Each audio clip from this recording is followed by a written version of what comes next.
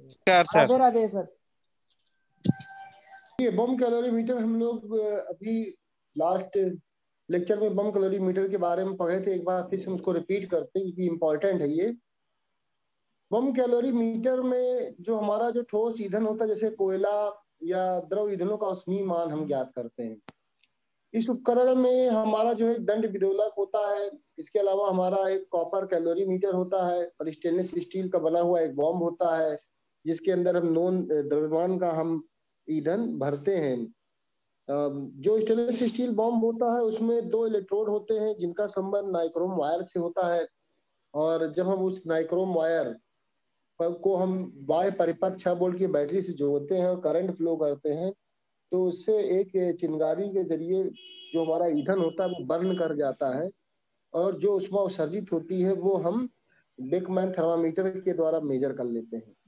जो बाद में मेजर किया जाता है वो हमारा अंतिम ताप होता है। प्रारंभिक ताप T1 होता है। उन दोनों को माइनस करने पर ताप में अंतर आ जाता है। इसमें एक दंड विदोलक लगा होता है जो कि पूरी तरह से जो है तापमान नियंत्रित रखता है कि सभी जगह तापमान एक जैसा रहे। इसे हम अंग्रेजी में स्टीरर भी कहते हैं। ये हमारा कोयला है जो कि परंपरागत ईंधन में हम लोग प्रयोग करते हैं और ये हमारा एक बॉम्ब कैलोरीमीटर का स्ट्रक्चर है जो वास्तव में देखते हैं। इसमें एक फ्यूल सैंपल हम लिया गया है लगभग 4800 से 72 किलो कैलोरी पर किलोग्राम वाला। इससे हम फ्यूल सैंपल को पहले वेट कर लेते हैं। फिर हम वर्किंग प्रिंसिपल देखते हैं बॉम्ब कैलोरीमीटर का। ये एक स्टेनलेस स्टील का बना हुआ बॉम्ब है जो अंदर की ओर प्लेस है जबकि बाहर की ओर कॉपर कैलोरीमीटर है। बॉम्ब कैलोरीमीटर में हमारा जो नीचे का हिस्सा है ये जो आप हिस्सा देख रहे हैं इसे हम बॉम्ब कहते हैं। ये स्टेनलेस स्टील का बना होता है। इसमें दो इलेक्ट्रोड लगे होते हैं जिनमें नाइक्रोम वायर जुड़ा होता है। अंदर के हिस्से में हमारा चाइना या फिर सिलिका की बनी हुई क्रूसिबल होती है जिसमें हम नॉन अमाउंट ऑफ जो भी हमारा जो ज्ञात द्रव्यमान का ईंधन हम इसमें हम ले लेते हैं।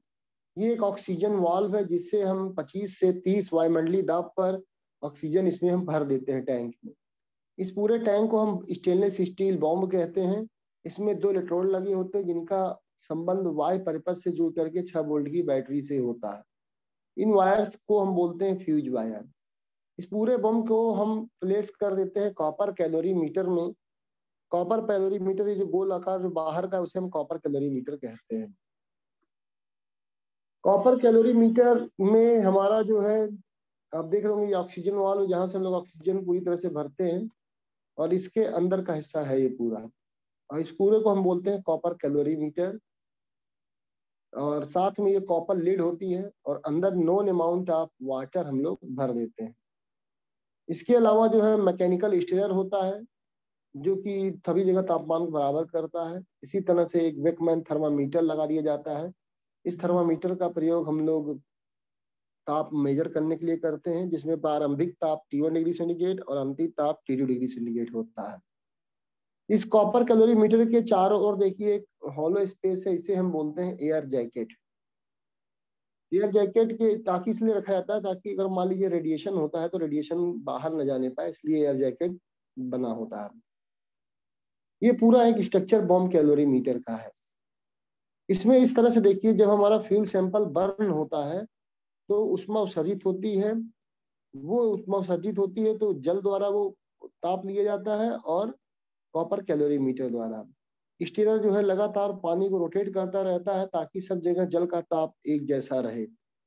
इसे हम बोलते हैं मैकेनिकल स्टीरर। यांत्रिक रूप से दंड विदोलक भी बोलते हैं क्योंकि सब जगह ताप को बराबर रखता है। बाद का जो टेम्परेचर होता है वो थर्मामीटर से हमने मेजर किया T2 डिग्री सेंटीग्रेड। ये हमारा एक digital determination of calorific value है। ये पूरा एक इंस्ट्रूमेंट है जिसके जरिए हम कैलोरीफिक वैल्यू को मेजर करते हैं। तो स्टेप वाइज अगर देखेंगे तो mass of water plus water equivalent of the instrument यानी W प्लस W हम लोग पहले ज्ञात कर लेते हैं। ये हमारा जो है स्मॉल w जो है वो वाटर इक्विवेलेंट है। स्टेप 2 में इनिशियल टेम्परेचर वाटर का और फाइनल टेम्परेचर T2 आपस में माइनस कर लेते हैं। फिर कैलोरीमेट्री के सिद्धांत से हम जानते हैं कि heat absorbed by the apparatus। Heat absorbed by the apparatus होता है W plus W into T2 minus T1 या T1 माइनस T2। स्टेप 4 में हम लोग फार्मूले का इस्तेमाल करते हैं जिसे हम SCV बोलते हैं। इसे ही हम बोलते हैं ग्रॉस कैलोरीफिक वैल्यू। तो स्टेप 4 के जरिए जो हम लोग फॉर्मूले का प्रयोग करते हैं, इसमें W + W T1 - T2 upon total fuel taken in bomb यानी X हम इसे मान सकते हैं, और ये बराबर होता है ग्रॉस कैलोरीफिक वैल्यू या हायर कैलोरीफिक वैल्यू या उच्च ऊष्मीय मान के। ये हम 4 स्टेप अपनाते हैं। हमारा कैपिटल W जो है वो वाटर है की मात्रा है जो कि कैलोरीमीटर में ली गई है। स्मॉल w जो है वाटर इक्विवेलेंट है, यानी इंस्ट्रूमेंट का मास इनटू उसकी स्पेसिफिक हीट विशिष्ट ऊष्मा को मल्टीप्लाई कर देंगे तो स्मॉल w दिया होगा। अगर हो सकता है कभी कभी डायरेक्ट दिया रहता है या उसका विशिष्ट ऊष्मा या उसकी ग्राम में मात्रा दी जाती है तो मल्टीप्लाई करके भी निकाल लेते हैं। ताप में अंतर हम T1 - T2, heat absorb by the apparatus यानी जो वाटर है पानी द्वारा ली गई ऊष्मा है, और ताप में अंतर के बराबर होगा यानी ms डेल्टा टी। टोटल हमारा जो स्टेप 4 होगा वो हमारा उच्च ऊष्मीय मान ज्ञात करने का होता है। इसमें कुछ करेक्शन होते हैं जो कैलकुलेशन में हम लोग करते हैं, जैसे एसिडिक करेक्शन, मान लीजिए एसिड बन रहा है, cotton thread correction, fuse wire correction, ये हमारे 3 करेक्शन होते हैं। एसिडिक करेक्शन का मतलब हो गया कि मान लीजिए इसमें एसिड है, एसिड बन रहे हैं, भाई कभी कभी क्या होता है एसिड जनरेट होता है तो एसिड करेक्शन बोलते हैं, सीए से प्रेजेंट करते हैं। कॉटन थ्रेड करेक्शन का मतलब जो कॉटन का प्रयोग हम लोग करते हैं तार को बांधने में, क्योंकि उसके द्वारा भी ऊष्मा कुछ न कुछ ली जाएगी, वो भी बर्न होगा।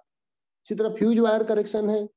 फ्यूज वायर करेक्शन की बात करें तो फ्यूज वायर में हमारा जो है वो भी टेम्परेचर लेगा, जब ठंडा होगा तो वो भी टेम्परेचर क्या करेगा, कुछ मात्रा में उत्सर्जित करता है, उसे हम फ्यूज वायर करेक्शन कहते हैं।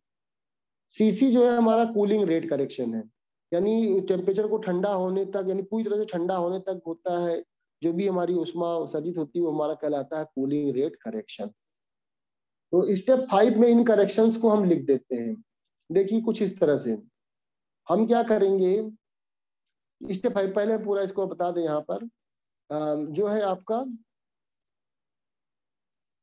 ये जो फॉर्मूला देख रहे हैं स्टेप 5 में, ये सीवी का है W + W T2 - T1 plus cooling correction. Cooling correction का हमारा ताप में होता है वैल्यू, इसलिए डेल्टा टी के साथ इसको लिखते हैं प्लस में। माइनस में हमारा जो कैलोरी में मात्रा आती है वो होती है acid correction, cotton thread correction या फ्यूज वायर करेक्शन। ये कैलोरी में ऊर्जा होती है, क्योंकि ऊर्जा का मतलब हो गया कि ये ऊष्मा को हमारा क्या करते हैं, ये ऊष्मा को लेते हैं। क्योंकि एसिड जो होता है, जैसे आप बताता हूँ मैं आपको एसिड कैसे बनता है। जैसे मान लीजिए कि कोई ऐसा फ्यूल सैंपल है जिसमें कार्बन हाइड्रोजन के अलावा सल्फर भी है। मान लीजिए जैसे हम इसको आपको समझाते हैं कुछ इस तरह से, अगर हम लेते हैं इसमें कि जैसे मान लीजिए हमारा हो गया कार्बन के अलावा कार्बन भी है, हाइड्रोजन भी है और ऑक्सीजन तो हो गई, क्योंकि हम लोग बर्न करते हैं तो ऑक्सीजन के प्रेजेंस में ही। अगर मान लीजिए इसमें सल्फर है फ्यूल सैंपल में कुछ मात्रा में, तो सल्फर जो है किसके साथ जुड़ जाएगा, ऑक्सीजन के साथ जुड़ करके ये बना लेता है सल्फर डाइऑक्साइड SO2, जो अगेन फिर से जुड़ के बन सकता है ऑक्सीजन से। अगर फिर से हम ऑक्सीजन से जोड़ देंगे SO2 को, ये बना लेता है SO3। कहने का मतलब हो गया ये प्रोसेस चलता रहता है, क्योंकि हाई टेम्परेचर तो मौजूद ही रहता है। उस हाई टेम्परेचर की उपस्थिति में सल्फर ट्राइऑक्साइड बना। अब चूंकि हाइड्रोजन जो है ऑक्सीजन के साथ जब जुड़ेगा, अगर आप हाइड्रोजन लेंगे तो हाइड्रोजन गैस जो है जब ऑक्सीजन के साथ जुड़ती है, ऑक्सीजन के साथ जब जुड़ेगी तो ये बनाता है वाटर वेपर यानी जलवाष्प बनाती है H2O। और ये H2O जब हमारा SO3 के साथ जुड़ता है, H2O हमारा अगर ये जो H2O है ये हमारा चूंकि सल्फर मौजूद है उसमें, सल्फर ट्राइऑक्साइड ऐसे बना, तो इसके साथ जुड़ करके ये बना लेता है H2SO3 या H2SO4, एक एसिड बना लेता है। अगर आप ध्यान से देखेंगे तो ये एसिड जनरेट हो रहा है। तो एसिड बनने के लिए, किसी भी रासायनिक अभिक्रिया को होने के लिए हमें टेम्परेचर की आवश्यकता होती है। तो इसका मतलब ये हुआ कि इस पूरे प्रोसेस में हमारा एक टेम्परेचर लिया जा रहा है, यानी टेकन किया जा रहा है। टेम्परेचर का मतलब ताप लिया जा रहा है। तो जब ताप लेगा इसका मतलब कुछ मात्रा में कैलोरी जो हमारी टोटल मिल रही थी उसमें कमी होगी, इसलिए फार्मूले में कैलोरी से इसको माइनस किया जाता है।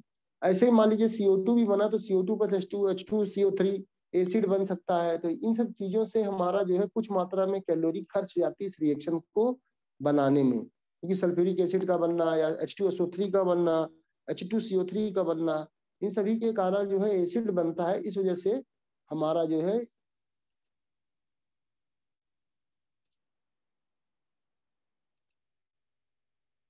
अभी हम फिर आगे देखते हैं। और तो जब हम आगे बढ़ते हैं तो ये जो हमारा कूलिंग करेक्शन का हिस्सा था पूरा, ये Ca+Ct+Cf यानी एसिड करेक्शन कॉटन थ्रेड और फ्यूज वायर, ये लोग उष्मा एब्जॉर्ब करते हैं, इसलिए इनको माइनस करते हैं। ये कैलोरी में दिया होता है, ये माइनस कर देंगे और यक्स हमारा फ्यूल सैंपल का मास जब रख देंगे तो आंसर पूरा आ जाता है।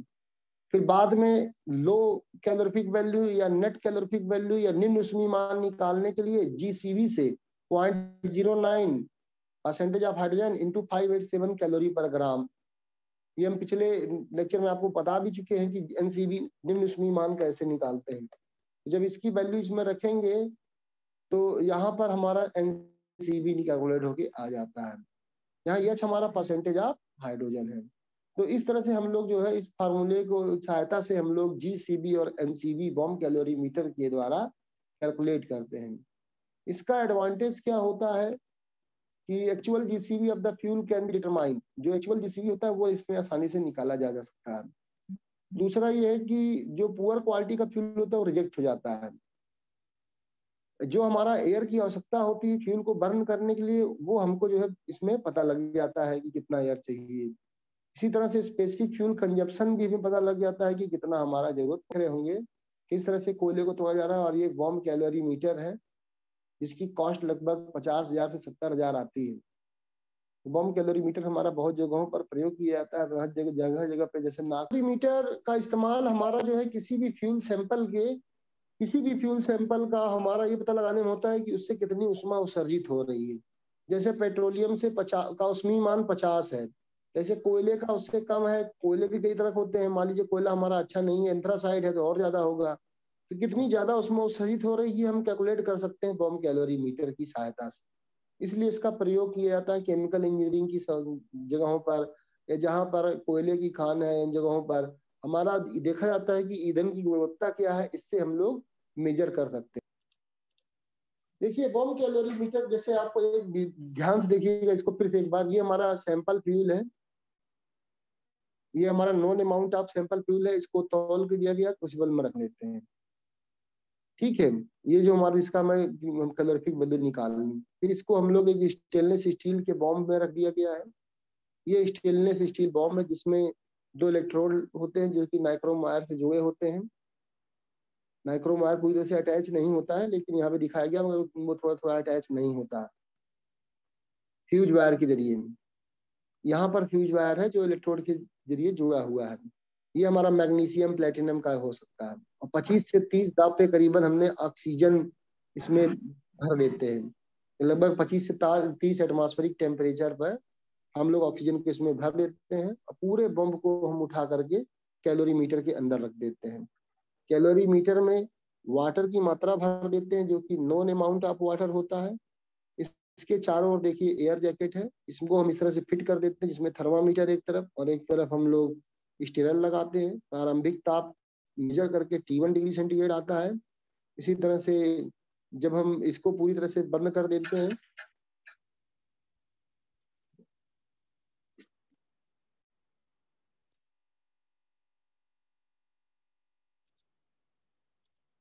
ये पूरे जो तार का संबंध होता है उससे हम बैटरी से कर देते हैं। ठीक है, 6 वोल्ट की बैटरी से कर दिया गया है, जिससे कि आसानी से जब फ्यूल की बर्निंग स्टार्ट होती है तो बर्न होते ही उष्मा उत्सर्जित होने लगती है। इस उष्मा को चारों तरफ जो जल का ताप है बराबर रहे इसलिए स्टीरर घूमता रहता है। बिडोलक द्वारा पानी का ताप हर जगह बराबर रहता है। इसे देखिए टेम्परेचर बढ़ रहा है और जो अंतिम टेम्परेचर होगा वो हम मेजर कर लेंगे, इसे हम T2 कहते हैं। प्रारंभिक ताप T1 और अंतिम ताप T2 हो गया। अब हम इस फार्मूले की सहायता से कैलकुलेट कर लेते हैं कि W + W T2 - T1 upon X calorie पर ग्राम, ये हमारा हो गया GCV कैलकुलेशन का फार्मूला, जहां पर इसके मतलब दिए गए हैं। कैपिटल W क्या है, water taken, small w equivalent to copper calorimeter, T1 प्रारंभिक, T2 अंतिम ताप और हमारा HCB हम लेते हैं या L लेते हैं, ग्रॉस कैलोरीफिक वैल्यू शॉर्ट में, या HCB करके भी लिख सकते हैं हायर कैलोरीफिक वैल्यू के रूप में। इस तरह से हम लोग इसको भी फार्मूले का प्रयोग करके कैलकुलेशन निकालते हैं। तो बम कैलोरीमीटर की सहायता से हम लोग इसी तरह से कैलोरीफिक वैल्यू मेजर करते हैं। और ये हमारा पूरा कैलकुलेशन वही सेम वही चीज इसमें भी दिया गया है कि इसमें हमारा कैलोरीमेट्री का सिद्धांत लगता है उत्पन्न उष्मा बराबर अवशोषित उष्मा। उत्पन्न उष्मा मान लेते हैं Q इंटू डब्ल्यू है, तो अवशोषित उष्मा हमारा जो है यहाँ पर यम जो दिया गया है ये स्मॉल w को ही रिप्रेजेंट कर रहा है, यानी W प्लस डब्ल्यू लिखे चाहे यम प्लस डब्ल्यू, यम की जगह पे स्मॉल w भी लिख सकते हैं। इस पर हम लोग एक क्वेश्चन करते हैं, देखिए सिंपल सा। एक बम कैलोरीमीटर में 8.3 ग्राम ठोस ईंधन जलाया जाता है। जब भी हम प्रश्न करेंगे तो सबसे पहले लिख लेते हैं कि क्या क्या गिवन है। हमको गिवन है 8.3 ग्राम ठोस ईंधन W, एक्स की मात्रा ज्ञात है हमें, एक्स कितना हो गया, ईंधन का भार 8.3 ग्राम। अब ईंधन को जलाया गया तो 3.5 किलोग्राम जल, जो पानी लिया जा रहा है कैपिटल W, वो दिया गया है हमारा 3.5 किलोग्राम कैपिटल W है। उसको ग्राम में कन्वर्ट करने के लिए 1000 से गुणा कर देंगे, क्योंकि आंसर ग्राम में ही होना चाहिए, क्योंकि ग्राम कैलोरी पर ग्राम ही आपका जो है यूनिट होगी। क्योंकि अगर आपका नेट कैलोरीफिक वैल्यू कैलोरी पर ग्राम में दिया हुआ है कोई एक यूनिट, तो आपको ग्राम में ही सारी यूनिट लेनी होगी। और आपको बल्कि हमेशा याद रखिएगा कि कैलोरी पर ग्राम में ही निकालना है, चाहे कुछ भी दिया हो कैलोरी पर ग्राम में ही आंसर आना चाहिए। तो जितने किलोग्राम होंगे उनको कन्वर्ट करना पड़ेगा। 3.5 में अगर 1000 का हुआ करेंगे तो लगभग हमारा आ जाएगा कैपिटल W 3500 ग्राम। इसका ताप जो है T1 26.5 से बढ़ करके 29 डिग्री सेंटीग्रेड हो जाता है, T2 29 है। कैलोरीमीटर का जल तुल्यांक और भाप की ऊष्मा, कैलोरीमीटर जल तुल्यांक मतलब स्मॉल w या यम कह सकते हैं हम, 385 दिया गया है। और भाप की गुप्त ऊष्मा दी गई है 587 कैलोरी पर ग्राम। तो गुप्त ऊष्मा अगर जिस यूनिट में है, गुप्त ऊष्मा हमेशा कैलोरी पर ग्राम में दी रहती है, तो हमेशा कैलोरी और ग्राम में ही निकालेंगे। साथ में दिया गया है ईंधन में 0.7% हाइड्रोजन है, यानी हाइड्रोजन की प्रतिशत मात्रा 0.7 है। तो ईंधन का समग्र यानी ग्रॉस कैलोरीफिक वैल्यू और नेट कैलोरीफिक वैल्यू ज्ञात करनी है। सबसे पहले हम क्या ज्ञात करेंगे, ग्रॉस कैलोरीफिक वैल्यू। सब चीजें हमें पता है, हमने सबसे पहले लिख दिया क्या क्या ज्ञात है। W क्या है, small w, T1 T2 x सब लिख लीजिए जैसे इसे लिखा है नीचे। यक्स ईंधन का भार बराबर 8.3 ग्राम, कैपिटल W कैलोरीमीटर जल का भार is equal to 3.5 into 1000। Small w हमारा जो है हो गया आपका 385 यानी कैलोरीमीटर जल तुल्यांक, और 587 हमारा गिवन है वो T1 T2। जब उठा के इस वैल्यू में रखा जाएगा, देखिए इस वैल्यू में रखा गया है, GCV निकालने में 3.5 इंटू 1000 यानी ग्राम में कर दिया, प्लस 385 स्मॉल w की मात्रा इंटू डेल्टा टी में T2 माने T1 हमारा जो है 29 माइनस 26.5 डिग्री सेंटीग्रेड में ही हम टेम्परेचर लेते हैं, और x की वैल्यू 8.3 रख दिया गया। जब सॉल्व करेंगे तो हमारा GCB आ गया 1170 कैलोरी पर ग्राम। फिर इसके बाद हम नेट कैलोरीफिक मान निकालेंगे। तो नेट कैलोरीफिक मान हमने बताया था आपको कि GCB से नेट कैलोरीफिक वैल्यू की जो होती है आंसर वो कम होती है। क्यों कम होती है, क्योंकि GCB में हमारा भाप भी शामिल होता है। भाप चूंकि ज्यादा टेम्परेचर देता है, इसलिए अगर हम भाप और हाइड्रोजन का परसेंटेज से माइनस कर देंगे तो हमारा LCB आ जाएगा। ये हम आपको पिछले लेक्चर में बता चुके हैं कि हमारा जो हाइड्रोजन का परसेंटेज है 0.09 कहाँ से आया, क्योंकि 2 ग्राम हाइड्रोजन से 18 ग्राम पानी यानी जलवाष्प बनता है, तो 1 ग्राम से कितना होगा, 9 ग्राम जलवाष्प। परसेंटेज बदलेंगे तो 100 से डिवाइड करेंगे तो 0.09 आ जाएगा, क्योंकि प्रतिशत मात्रा में ही दिया रहता है। कभी कभी क्वेश्चन अगर प्रतिशत में नहीं दिया है तो आपको 9 इंटू हाइड्रोजन लिखना पड़ेगा। जैसे यहाँ तो 0.7% हाइड्रोजन दिया गया है, तो फार्मूले में हम जो प्रयोग करेंगे फार्मूला 0.09 ही लेंगे, क्योंकि 9 ग्राम जलवाष्प हमें 1 ग्राम हाइड्रोजन से मिलता है। इसको परसेंटेज में बदलेंगे तो 9 डिवाइडेड बाई 100 यानी 0.09 हो जाएगा।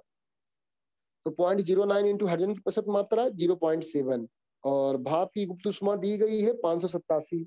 नहीं दी जाएगी तो भी आप जो है हमेशा यही याद रखेंगे, इस वैल्यू को ले लेंगे तो इससे आपका निकल के आ जाएगा नेट कैलोरीफिक वैल्यू यानी ईंधन का जो है लो कैलोरीफिक वैल्यू।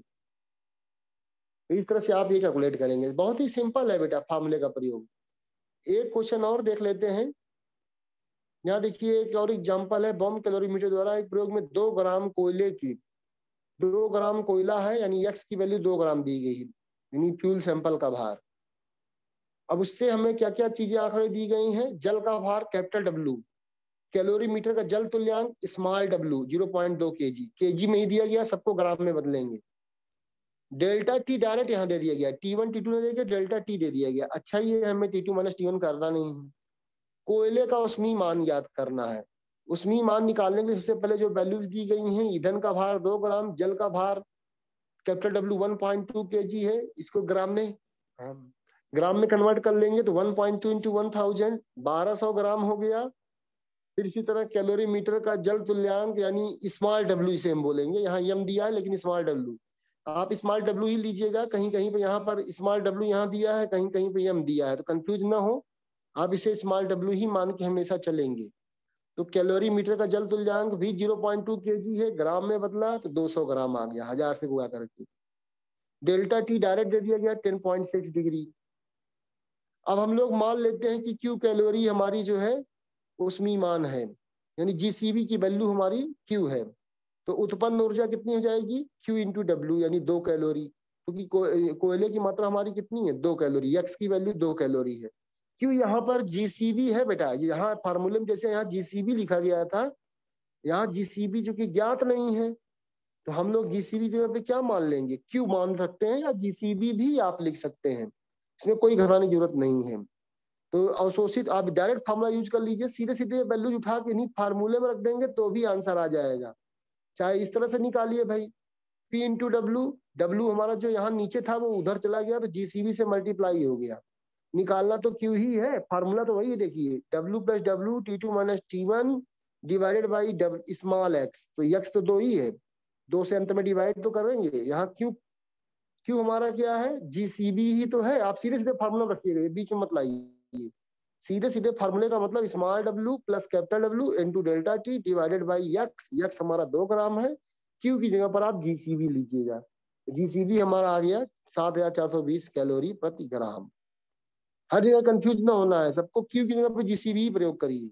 एक और एग्जांपल देखिए, 0.35 ग्राम ईंधन को ऑक्सीजन में जलाया गया, एक्स की वैल्यू दी गई है 0.35, यानी पान में 0.35 ही आएगा, डेल्टा टी दे दिया गया है 2.35 डिग्री सेंटीग्रेड, जल का द्रव्यमान कैपिटल डब्ल्यू दिया है 130 ग्राम, स्मॉल डब्ल्यू दिया है 1240 ग्राम, जीसीबी निकालना है, जीसीबी कहे चाहे इसे हम क्यू मान के चले कोई दिक्कत नहीं।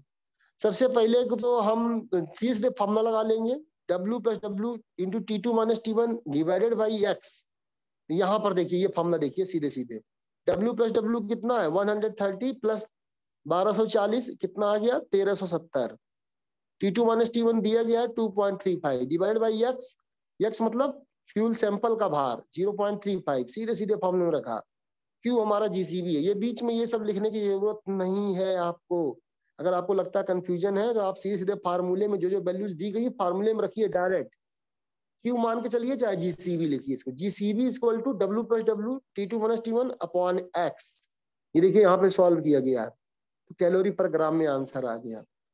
ऐसे ही और एग्जाम्पल भी है, तो आप सभी लोग जो है इसको करें, क्योंकि बहुत ही इंपॉर्टेंट है ये, और परीक्षा में लगभग एक प्रश्न न्यूमेरिकल इसका आता है, तो अभी सभी लोगों को ये समझ में आ गया कि केवल फार्मूले की सहायता से हम जीसीबी और एनसीबी निकाल सकते हैं।